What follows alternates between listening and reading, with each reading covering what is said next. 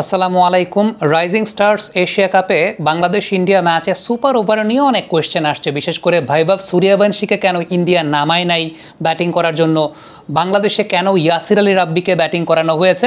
এই ব্যাপারটা নিয়ে অনেকেই প্রশ্ন করছেন, অনেকেই কথা বলছেন, সোশ্যাল মিডিয়াতে অনেক কথাবার্তা হচ্ছে। ইভেন গেল কদিন আগে যখন বাংলাদেশ এবং ওয়েস্ট ইন্ডিজ সুপার ওভারে মুখোমুখি হয়েছিল তখনও অনেক কথাবার্তা হচ্ছিল যে রিশাদকে কেন নামানো হয়নি। আসলে সুপার ওভারের এই সময়টা টিমগুলো কিভাবে চিন্তা করে একটা ছোট্ট অ্যানালাইসিস করতে চাই, কেন ইন্ডিয়া বৈভব সূর্যবংশীকে নামায় নেই। এটার একটা ব্যাখ্যা হতে পারে, ইভেন তাদের ক্যাপ্টেন জিতেশ শর্মা কিন্তু পরবর্তী সময় বলেছেন এই কথাটাও, সেটা হচ্ছে বৈভব সূর্যবংশী নতুন বলের প্লেয়ার, পাওয়ার প্লেয়ার, কিংবা তিনি পরীক্ষিত আসলে নতুন বলে হিট করার জন্য বা নতুন বলে কমফোর্টেবল বেশি। সো সেই জায়গাটায় তারা চিন্তা করেছে বল যেহেতু পুরনো, এই ব্যাপারটা বলে নেই যে সুপার ওভারে যখন খেলা হচ্ছে তখন কিন্তু নতুন কোনো বল দিয়ে খেলা হচ্ছে না, তখন যেই বলটা দিয়ে খেলা হচ্ছিল সেই বলটা দিয়ে খেলা হচ্ছে, তার মানে একটা পুরনো বল দিয়ে বা একটা পুরাতন বল দিয়ে খেলা হচ্ছে। সো ওই টাইমে যে কোনো টিমই চিন্তা করে যে আমার টিমের পুরাতন বলের জন্য প্রমিনেন্ট কোন ব্যাটারটা আছে বা পুরাতন বলের মেকানিজমটাকে ভালো করতে পারে, কিংবা আজকের দিনটায় পুরাতন বলে কে ভালো করেছে সেই অনুযায়ী ব্যাটসম্যানকে নামানোর চেষ্টা করে। এবং ওই জায়গাটা থেকে ইন্ডিয়া টিম ম্যানেজমেন্টের একটা সমন্বিত সিদ্ধান্ত ছিল, তারা বৈভব সূর্যবংশীকে নামায় নেয়। বাংলাদেশের পয়েন্ট অফ ভিউ থেকে ইয়াসির আলী রাব্বিকে কেন নামানো হয়েছে, দেখেন টেকনিক্যালি আমি যদি বলি ইয়াসির রাব্বিকে নামানোটা ভুল কোনো কিছু ছিল না, কিন্তু ইয়াসির রাব্বি ভুল শট খেলেছেন, এটা তার ব্যর্থতার জায়গা, এটা তার আনস্মার্ট ক্রিকেট খেলার জায়গা। এবং তার যেটা মাজারুদ্দিন আমি কমেন্ট্রিতে বলছিলেন যে কমন সেন্স অ্যাপ্লাই করাটা খুব গুরুত্বপূর্ণ বাংলাদেশের, ওই জায়গাটায় ইয়াসির রাব্বি কমন সেন্সটা অ্যাপ্লাই করতে পারেন না। কিন্তু ইয়াসিরকে নামানোটা ঠিক ছিল। টেকনিক্যালি কেন নামানো ঠিক ছিল, প্রথমত আপনার দরকার এক রান, পুরানো বলে খেলা, নতুন বলে খেলা না।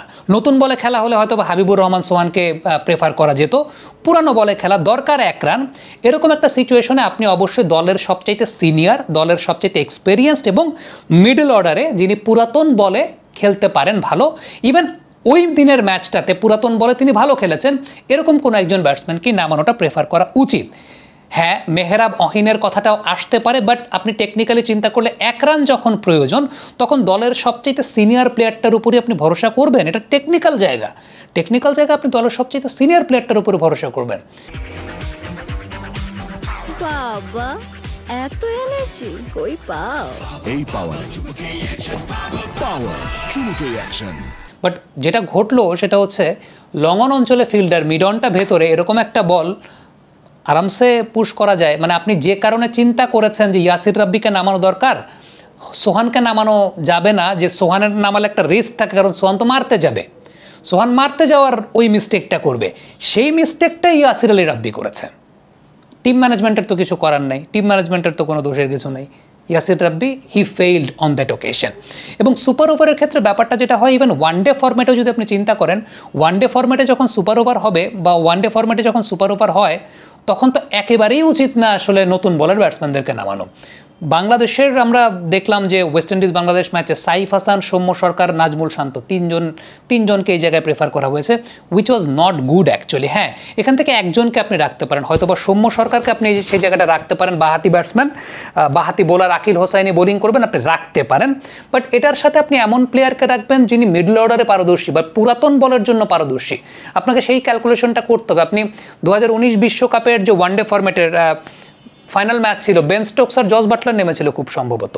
সো তখন আবার একটা ব্যাপার ছিল যে ধরেন বল কিন্তু খুব বেশি পুরানো হয় না ওয়ানডে ফরম্যাটে, তখন হতো না, কারণ 50 ওভার খেলা হতো, দুই সাইডের দুইটা নতুন বল দিয়ে। এখন ওয়ানডে ফরম্যাটে ওই 34 ওভারের পর থেকে একটা পুরানো বলেই কন্টিনিউ করা হয়, সো বল আরও মোটামুটি ছোবরা হয়ে যায়।